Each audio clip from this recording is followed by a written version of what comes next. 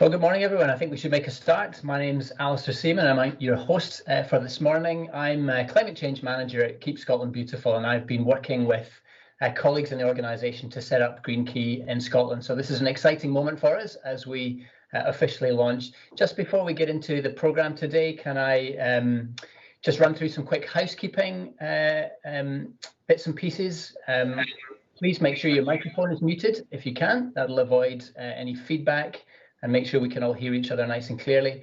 It is lovely to see people on the screen, so if you feel comfortable, please do keep your camera on. That feels a little bit more human. But if at any point you're not hearing properly, then you might want to switch your camera off. That will improve what you can hear and see. I should say that we are recording the meeting this morning for those who can't make it. We'll be putting that up on our website shortly. So if you'd rather you weren't seen on the screen, then you can also turn your camera off for that reason. For those of you who've just arrived, welcome. Do introduce yourself in the chat box, say who you are and where you're from. It'd be lovely to know who's in the room. We do encourage you to share from this event using the social media hashtags at Keep Scotland, at KSB Scotland, sorry, and hashtag Green Key Scotland. There they are. Thank you, Tim. And Tim will post those in the chat so that you can see these at any point as we go. But yeah, please do share from today. So we have 5 speakers this morning who are all going to share briefly their perspectives on sustainable tourism. And it's great. We've got perspectives from the international to the national to the local. I'm going to briefly introduce each speaker in turn as we run through the programme, and I have the job of trying to make sure that they stick to the allotted 5 minutes each. We will have time for questions and answers once all our speakers have shared. So if you have a question, then we'd encourage you to just type it into the chat box. You don't need to wait until the end, just type it in as it occurs to you. And my colleague Tim will be our question master, and he will review those and try and make sure that the questions that were asked most frequently get raised and answered. And we would encourage you to try and focus your questions particularly on Green Key and what we're sharing this morning. I'm aware that we could have a full week's conference on sustainability in the tourism industry in Scotland. We've only got an hour, so let's try and keep any questions focused on Green Key. So now, without further ado, I'd like to introduce our first speaker, who's Barry Fisher, Chief Executive of Keep Scotland Beautiful. Barry grew up on the island of Arran and has spent much of his life and his career helping young people to access Scotland's beautiful landscapes and spaces. But he originally studied tourism, so Barry has a lovely kind of combination of environmental and tourism background. So perfect experience. And Barry, the floor is yours. Over to you, please. Alistair, thanks. And just a massive and genuinely warm welcome from me to everybody for taking time out of your busy schedules to be with us today. A really, really exciting day for Keep Scotland Beautiful charity today. And I'm thrilled that the breadth of the hospitality is represented here today, particularly delighted also to welcome colleagues from FEE, the Foundation for Environmental Education and custodians of the Green Key Award. And I'd also like to specifically welcome colleagues from Visit Scotland and the Association of Scottish Visitor Attractions, all very welcome. I'd also like to particularly welcome our charity trustee, Tom Brock, who's attending the launch today, a fantastic stalwart of our organisation, but will be known to you in his previous role as Chief Exec of the Scottish Seabird Centre, so a wealth of experience, but also been really key and intimately involved in the development of the programme for us as an organisation. So Tom, it's lovely to see you here too. Our charity's vision is for a clean, green, sustainable country, and to do this we want to work together with individuals, organisations and communities, support behaviour change, improve our environment and the quality of the places where we live and work. And we have a tremendous history of activity across a range of environmental interventions, including our education and training programmes. Many of you will know of eco schools and climate ready classrooms working with young people. But beyond school, we have a fantastic carbon literacy programme, which has become increasingly popular, I'm delighted to say, across the public and private sector. Our campaigning activity continues to highlight some of the key environmental challenges we face as a country. And our engagement recently with Scottish Government and Zero Waste Scotland on the Scotland is Stunning campaign demonstrates, I think, how we can work really positively with and for the tourism sector, whilst reminding people of some of the really important issues around litter. Green Key joins our suite of environmental awards and programme of auditing, all of which are about improving environmental performance and demonstrating environmental credentials to customers and clients. Our engagement with communities is well established, and I'm sure many of you will be familiar with our Beautiful Scotland and It's Your Neighbourhood programmes that aim to inspire local communities in particular to improve their local environment. And there are so many towns and villages that benefit from these volunteers who do extraordinary activity. And of course, for the tourism sector, develop that real keen sense of a welcome for visitors too. Organisations that join the Green Key programme are therefore tapping into a tremendous experience right across our organisation, and I'm sure that'll be a real feature of the type of engagement that you'll have with us as an organisation. So as Alistair says, I'm absolutely thrilled to be in the first year of my tenure as Chief Executive of this amazing organisation to be launching this particular programme, because as Alistair said, I grew up in the Isle of Arran.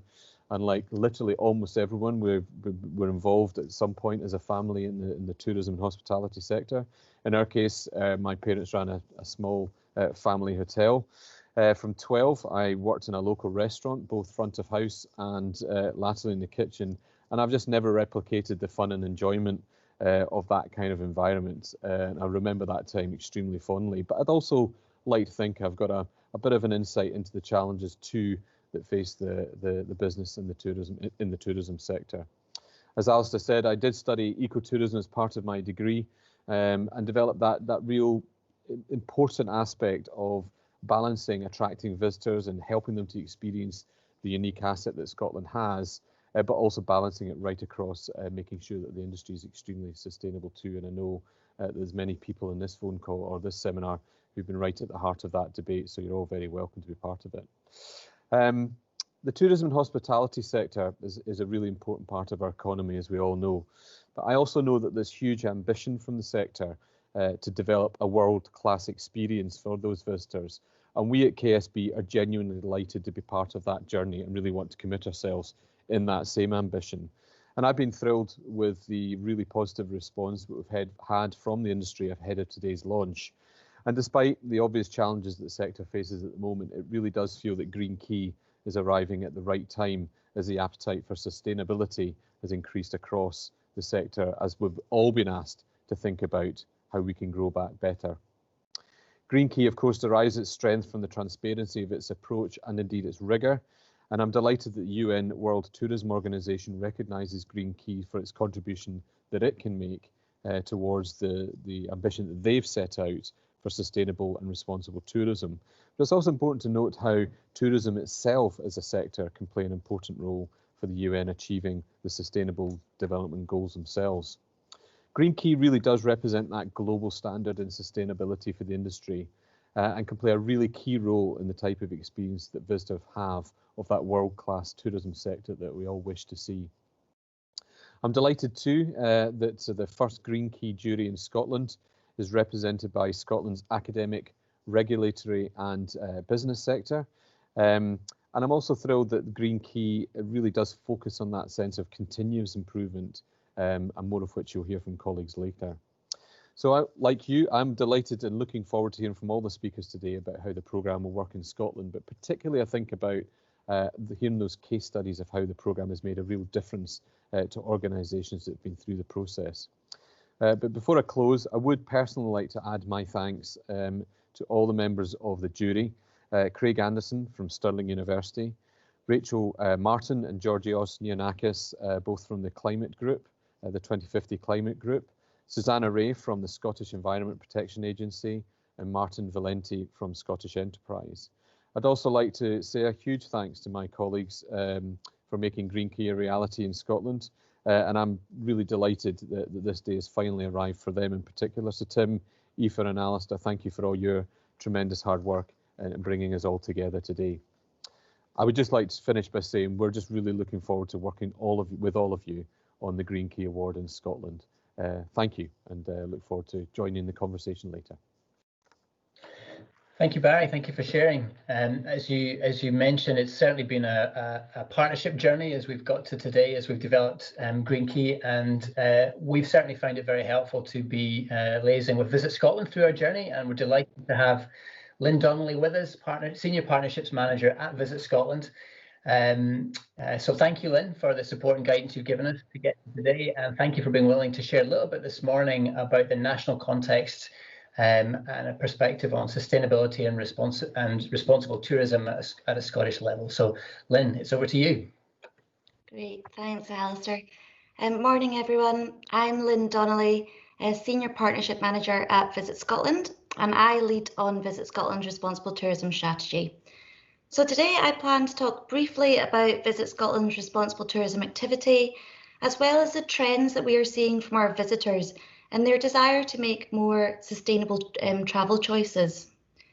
So at Visit Scotland, I would say we're very aware that there's discussion around ecotourism, sustainable travel. Well, we actually talk about responsible tourism, and we use Harold Goodwin, a responsible tourism partner, his definition of what responsible tourism actually is. So it is as simple as making better places for people to live in and better places for people to visit. Responsible tourism requires that operators, hoteliers, governments, local people and tourists take responsibility, take action to make tourism more sustainable. Now at Visit Scotland, we really see this as being in three strands. So we have the environmental and the sustainable aspects. So that's very much looking after our natural assets that are so vital to Scotland's brand. You know, everything from our gorgeous landscapes and scenery, protecting the natural environment for future generations, but also looking at it for our visitors as well as our communities. We then have the inclusive and the accessible tourism element. So that's making sure that Scotland is a welcome place for everyone.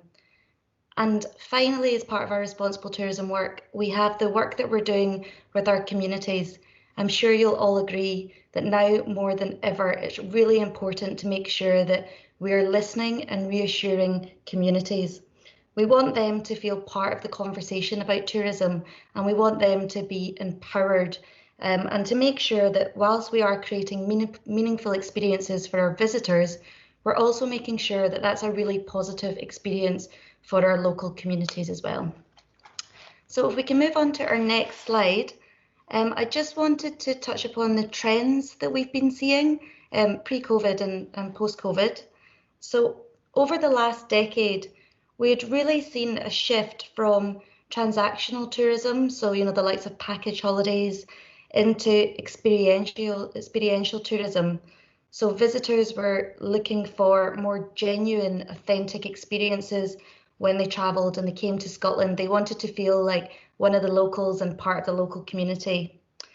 Pre-COVID, just in February, Visit Scotland had just launched our Trends for 2020 paper, and it was identified that we were actually now moving from the experiential tourism to transformational tourism.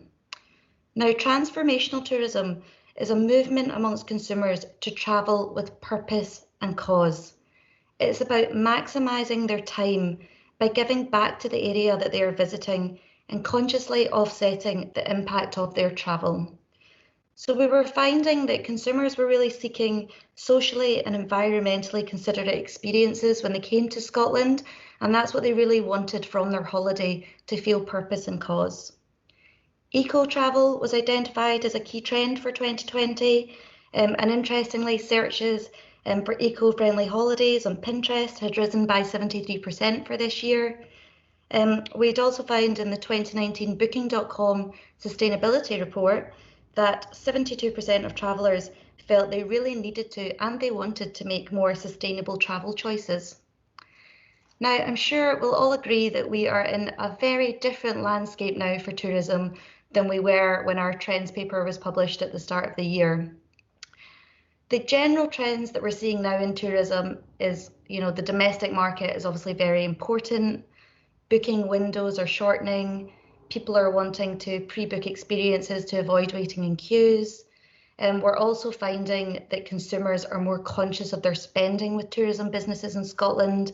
They want to make sure that they're engaging with local operators, supporting communities. They really are understanding the value of their tourism spend. So with regards to sustainable and responsible tourism, well, interestingly, a recent report from Euromonitor actually confirmed that even in light of COVID-19, environmental considerations really do remain at the front of mind for visitors. Insights show that consumers from all ages are increasingly seeking out sustainable travel experiences. However, it's interesting to note that it is actually the millennials and the baby boomers that are really leading the way with this, and they are the ones that are then booking those sustainable travel holidays. It's also been found in that report that brands that support social and environmental causes are becoming more popular amongst travellers, and around a quarter of global consumers now buy from purpose-driven brands, which I imagine that will continue to grow. So if we can move to the next slide, I suppose, what does this mean for Scotland and for Visit Scotland? Responsible tourism is at the heart of the Tourism Outlook 2030 strategy, and this was launched at the start of the year and developed in partnership by Visit Scotland, Scottish Tourism Alliance, Scottish Government and other enterprise agencies. You know, the Outlook 2030 strategy has strong themes of sustainable and responsible growth, and this is something that is going to continue to be at the front of all our activity. At Visit Scotland, we're going to continue to collaborate and build partnerships with the likes of Keep Scotland Beautiful and other organisations that have the same values and vision for our future as we do. I want to just note that we know it's a really challenging time for industry, and we are supporting the industry through their COVID-19 recovery plans. We are ready to engage and offer guidance and support on responsible tourism and responsible growth when the time is right for the industry. So please do get in touch if you want to know more. At Visit Scotland, we are very much looking at our own practices and making sure we are getting our own house in order by ensuring that we are a sustainable organisation internally. But we're also looking at our external activity to make sure that we are promoting Scotland as a responsible destination. So we are doing this through our messaging, making sure we are promoting responsible messaging on our website, but also we are encouraging visitors to stay longer in Scotland and travel a little deeper in Scotland whilst they're here. Above all, we want communities to be at the heart of our responsible tourism activity. We want to make sure that they feel empowered and part of the responsible tourism discussion. We really want them to be part in our ambition to be a world leader in responsible destination development. So I'm conscious that was a very brief overview of what Visit Scotland is up to at the moment and how we see this developing going forward. However, my contact details are on the screen, so if anyone would like to get in touch and find out more or to discuss how we can work together, then I would be delighted to hear from you. So I'll hand back over to Alistair. Thanks. Thank you, Lynn. And I think we at KSB would absolutely endorse that vision of responsible tourism that has that kind of tripod of environment, inclusion and community. And in fact, my colleague Aoife will share a little bit more about the details of Green Key, and those are elements that are absolutely built into Green Key. So thank you, Lynn. Now, from the national to the international, one of the aspects of Green Key that we were particularly attracted to at KSB was the opportunity to join an international community of good practice that Scotland could learn from, and we believe in time contribute towards. So we're delighted to have Finn Boulding-Thompson with us this morning. Finn is the International Green Key Director. And Finn, we look forward to hearing from you about the International Green Key family and how Scotland can benefit from becoming part of this global movement. Yes, thank you very much, Alistair. Good morning, everyone. It's a great pleasure for me to have the opportunity to be here at the Green Key launch for Scotland today. And it's been on a certain journey. We've talked about it over a while, Keep Scotland Beautiful and us at Green Key International. COVID-19 also came a little bit in the way and is still, of course, a challenge, but really happy that we have the chance to now launch officially Green Key in Scotland. For me, I just want to tell a little bit about the international aspect of it, and I should start also by saying I'm from Denmark. I am the International Green Key Coordinator, and I am representing the charity, the Foundation for Environmental Education, or FEE. So I'm here to give a little bit of the international aspect of the program. In fact, it's not a new initiative, as you can see. It was created more than 25 years ago in my country, in Denmark, but not by my charity. It was created by the Danish Hotel and Restaurant Association, together with various partners in Denmark. And at the beginning, it was only a program in Denmark. But the Danish founders started to, in fact, export the program because it was a big success in Denmark. And since 2002, it became a program of my charity, the Foundation for Environmental Education. Then we had different times of boosts of the program. One was in 2007 when quite a large existing eco-label in the Netherlands changed to Green Key. Another one in 2010 when we started to make agreements with international hotel chains such as Radisson, Marriott, and so on. And the last big boom we had was when our existing criteria in 2016 became recognized by an international global UN-supported organization called the Global Sustainable Tourism Council. Next one, please. So this is how Green Key is distributed today. The dots are in different colors because we have, in fact, 6 different categories: hotels and hostels, campsites, small accommodations, restaurants, conference centers, and attractions. And as you can see, the main activities are taking place in Europe. We are born out of Europe, but also we are very strong in Northern Africa, in the Middle East, and in Mexico. And in total, we have more than 3,200 Green Key Award establishments in 65 countries. If we zoom into the UK, Green Key does not have the same length of history in the UK. It is not that many years ago. It was first introduced in Wales, but in fact, it's already grown to more than 50 establishments. We have the first in Scotland with a Landale holiday park, and I'm sure there are much more to come in Scotland as well. Next one. So, seen from my perspective, why is it a good idea for establishments to join Green Key? We are, of course, not the only player in the field. There are different eco-labels and certification schemes, but what we try to focus on in Green Key is, first of all, that it's a high-quality program. We are transparent. We try to have all our criteria visible, the processes, the costs, and so on.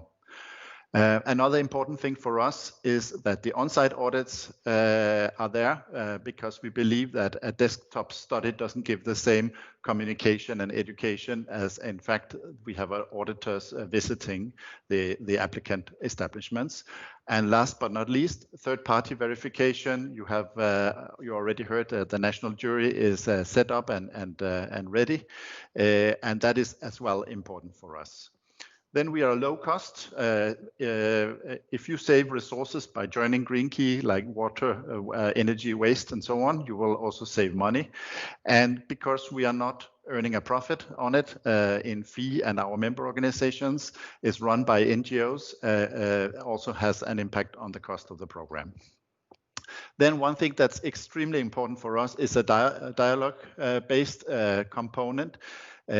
We are not letting establishments interested in sustainability, in fact, do the work on their own. We're here to help. And it includes the personal support from the beginning when you express your first interest and throughout the application phase, the audits, and until the award. And we do it both through, you can always grab the phone or send an email, but we also have best practice databases that we have a lot of good practice examples from all over the world that you can tap into. We have different tools and so on that you can in fact use. Then, of course, the size. We are completely global with presence in 65 countries and more than 3,200 sites, makes us the biggest eco-label worldwide. And we believe also the importance of the national offices, because I'm sitting in Copenhagen.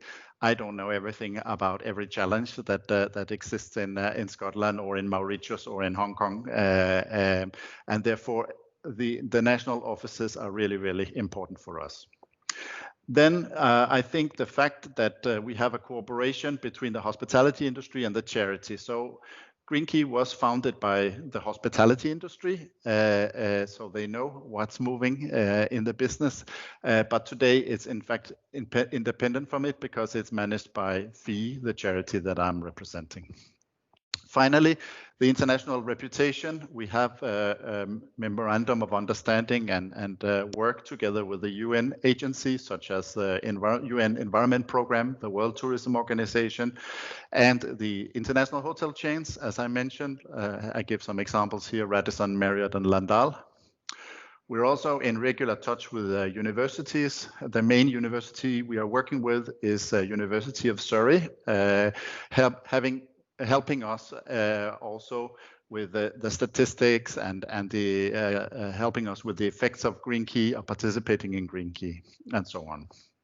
Then finally, we work with tour operators such as TUI, for instance. We work with online booking agencies, and Lynn was mentioning Booking.com and the study there. We're also working with Booking.com, and the idea is that Booking.com will display on their website if a hotel or an establishment has the Green Key Award or another similar certification program. Last, just some examples of feedback and information we had from establishments that have worked with the Green Key program, and I've taken some examples across the world. So here is first an example from the St. Martin in the Caribbean, where we got the credential from them that Green Key helped them to identify areas of concern and proposed great solutions within the areas of sustainability. Another one would be a hotel in France that also told us that after they had achieved the Green Key label, it actually helped making guests more attentive to environmental matters at the awarded establishments. That was one of the points I saw briefly was asked how we can help educate guests as part of Green Key.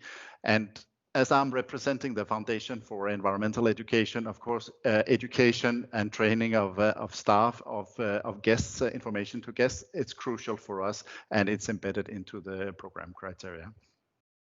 Then we have an example from a hotel, a Hilton hotel in Puerto Rico. When they started working with the Green Key program, they managed to, in fact, save 10% on the energy bill just by paying more attention, not even investing a single dollar into the work, but actually to start having a change in behavior, and it saved 10% of the energy bill.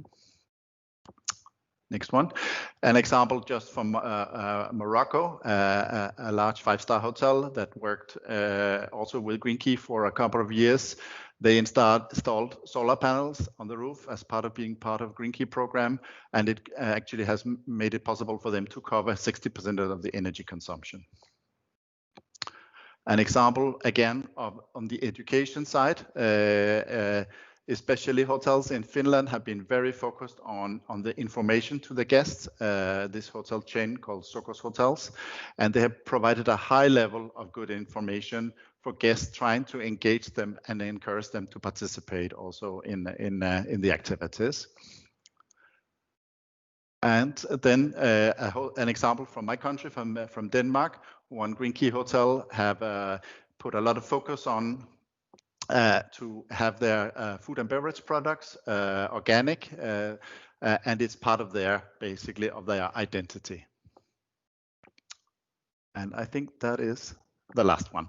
So I just want to thank you very much for this opportunity. And again, I'm really pleased to see Green Key started in Scotland. I hope we can contribute from international side with good ideas and examples for the establishments that participate. And of course, we also hope and expect that you will have a lot of ideas to share with us. Thank you very much.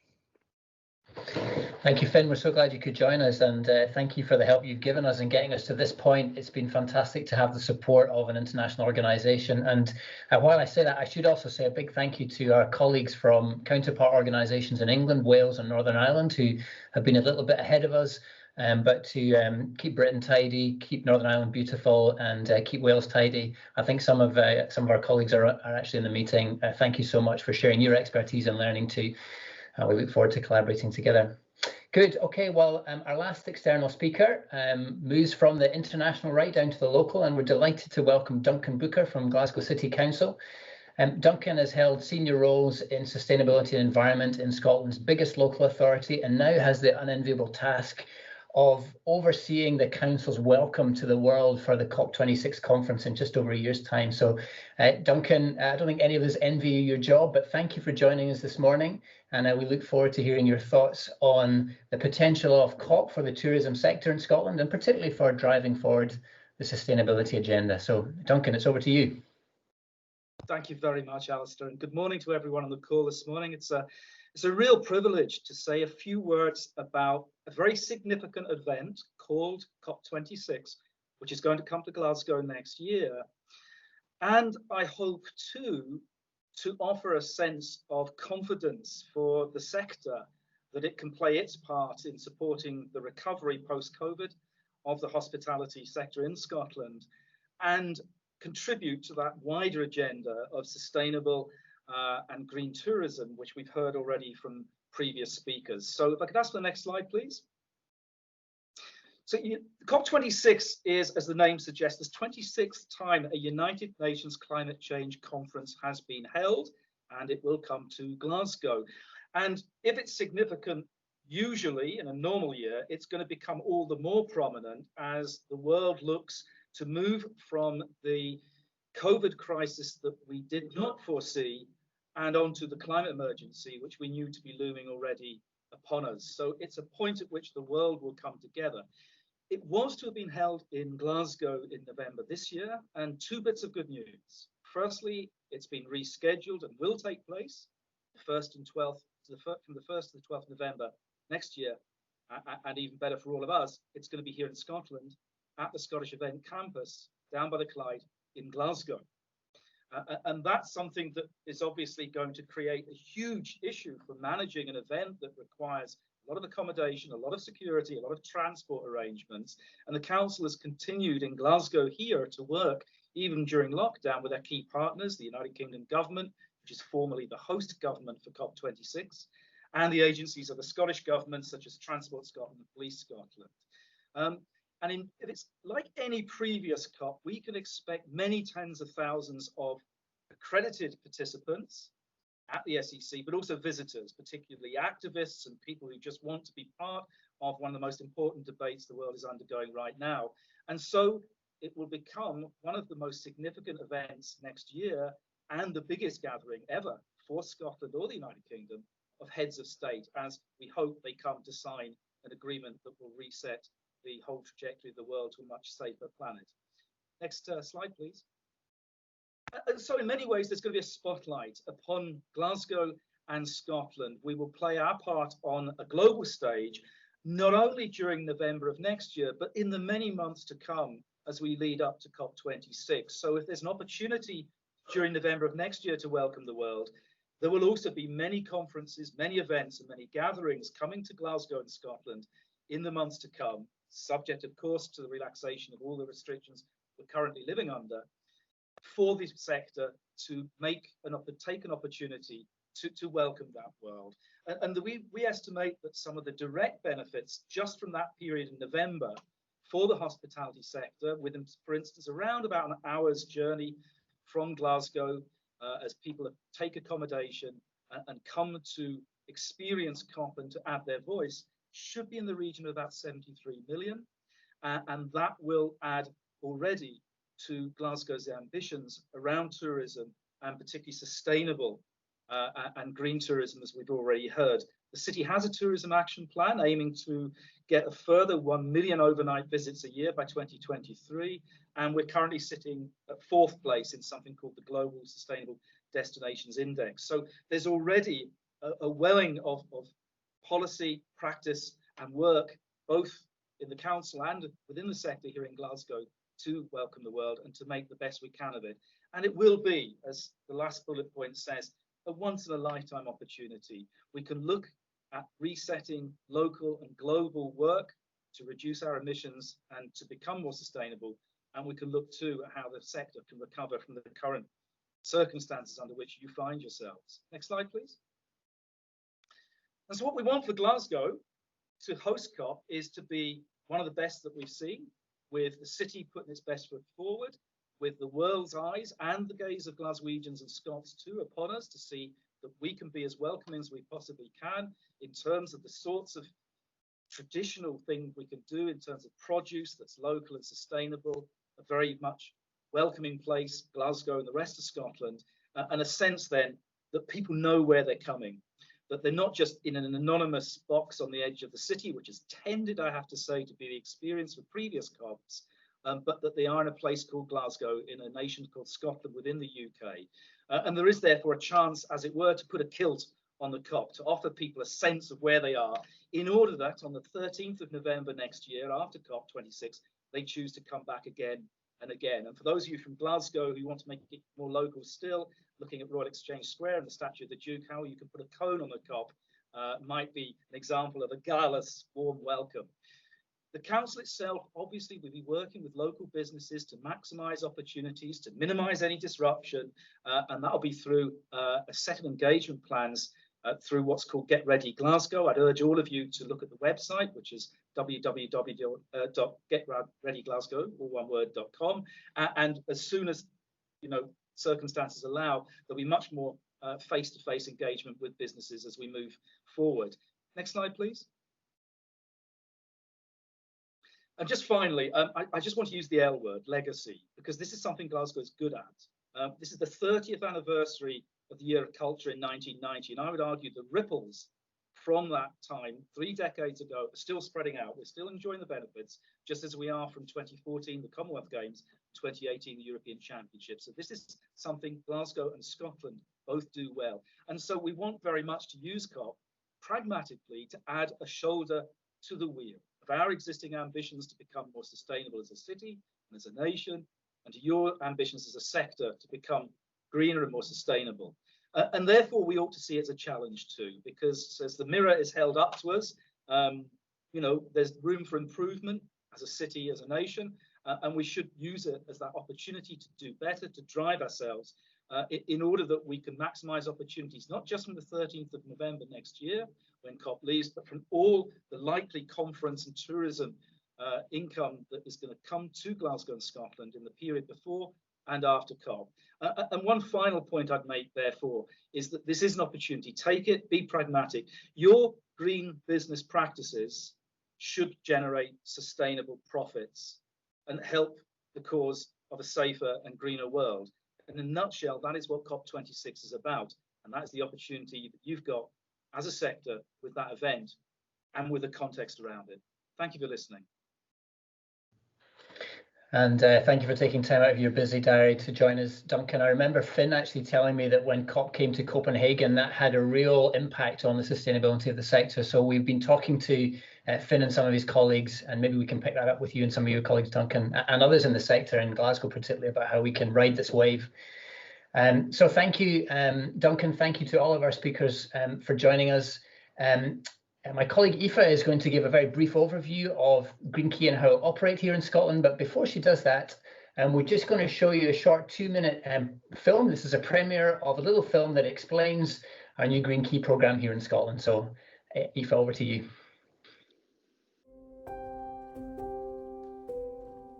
Many of Scotland's visitors come here because of our beautiful landscapes and the richness of our natural environment.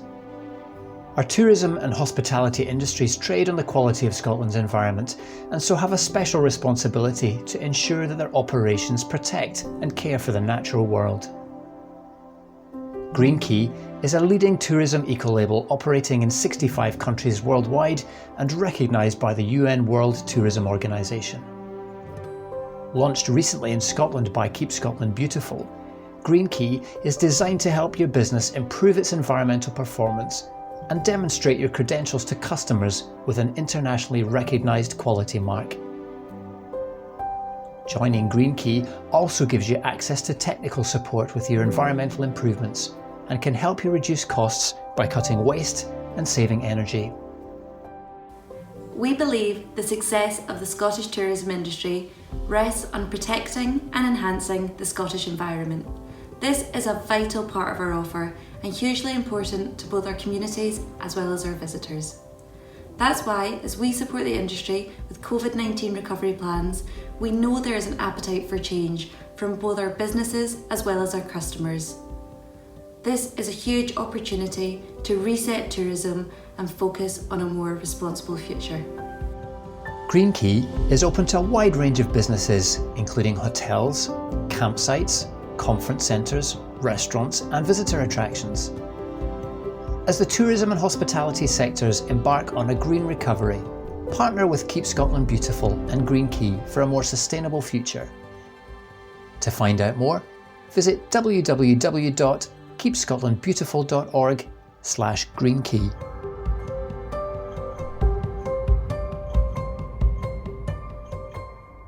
Thank you, Aoife, and we'll be sharing the link to that shortly after this meeting, so maybe you can watch it with a little bit less lag time. Aoife, it's over to you. Thank you for all your help in getting us to this point. I'm just going to ask you to share very briefly an overview of the scheme and how it's going to work here in Scotland, and then we'll have time to take some of those questions that I see folks have been asking. So, Aoife, over to you. Oh, we're on mute. Thanks very much, Alistair. Hi, everyone. Thanks very much for joining us today. As Alistair mentioned, I'm Aoife Hutton and I'm a Climate Change Officer with Keep Scotland Beautiful. So just to speak around some of the more operational side of Green Key, we've spoke a lot today about kind of the wider context internationally, nationally and locally. But in terms of how we actually move forward and take people onto this scheme, I'll go into a bit of that detail and we'll open that up for questions as well afterwards.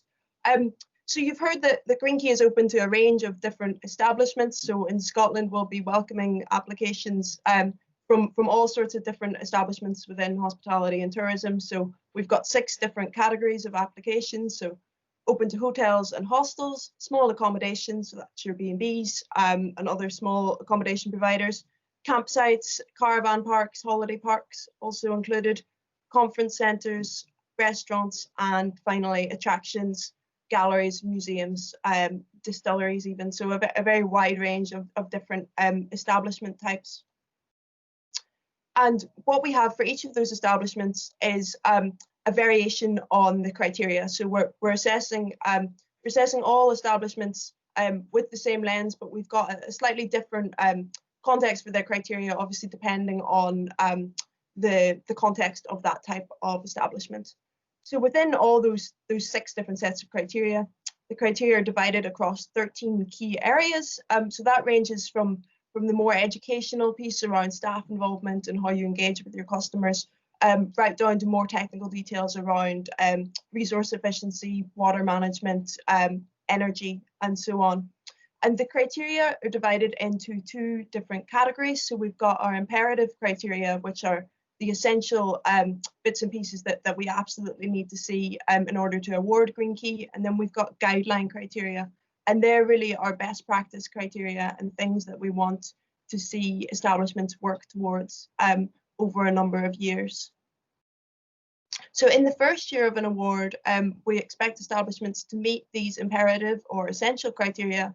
And then year on year, we see a gradual uptake of these guideline or best practice criteria. So the award is really about setting out a framework for continuous improvement year on year of your award.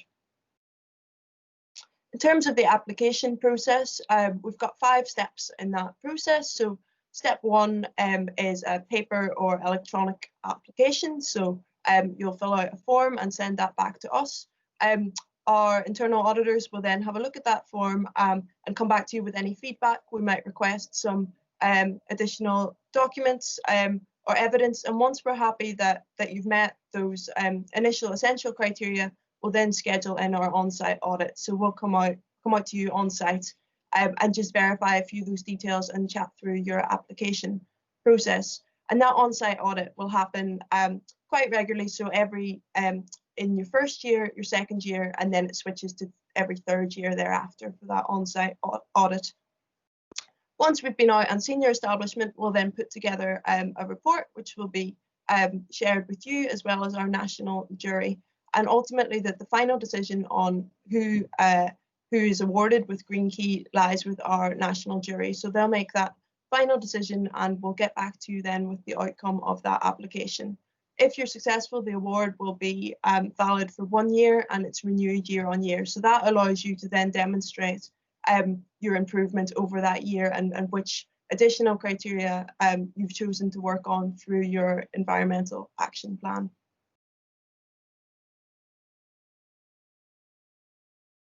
So I'll hand back to Alistair just now to open up our next section, and very happy to take more questions on the details of that process. Thank you, Alistair.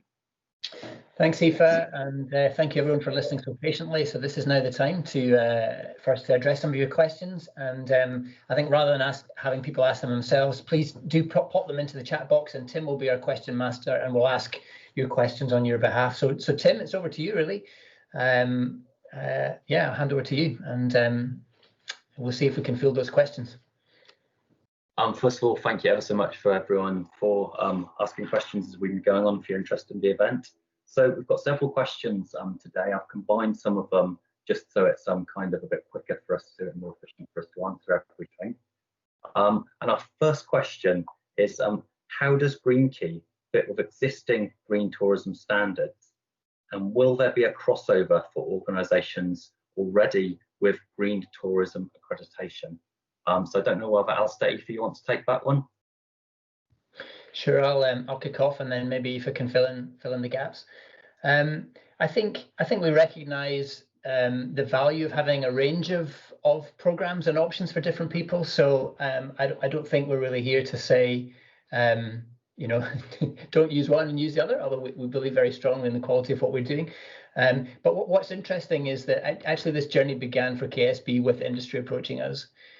So we had a number of large chains coming to us saying, we've looked around, we've identified Green Key as the thing we want. Your counterparts are offering it in Wales, England and Northern Ireland. Can we talk to you about it happening in Scotland? So so I think while we recognise that some people may be very happy and comfortable with existing products and options, there are others who I think are looking for perhaps a more rigorous and a more in-depth product. Ultimately, I suppose one of the key differences is the on-site audit and the decision making by an independent jury and standards that are set by an independent and international global body. So I think we would say there's a kind of stronger degree of accountability and rigor, perhaps around the Green Key approach. We recognise that is going to be a more in-depth process. It's going to be more time-consuming. It's going to be more expensive in terms of staff time and involvement. And I think the picture I have in my head is of a jigsaw, and different sizes and shapes of jigsaw piece will fit different businesses. But it seems from our discussions with the sector that there are a number of parts of the sector that will find Green Key really useful, and it will address their particular needs. But Aoife, I don't know if you want to add anything particular to that. Yeah, the other thing I'd just add is in terms of the transparency of our criteria, it's all up on our website, which we'll put up the slide with our website afterwards. So you're free to go in and look at the details of the criteria that we have for those different establishment types.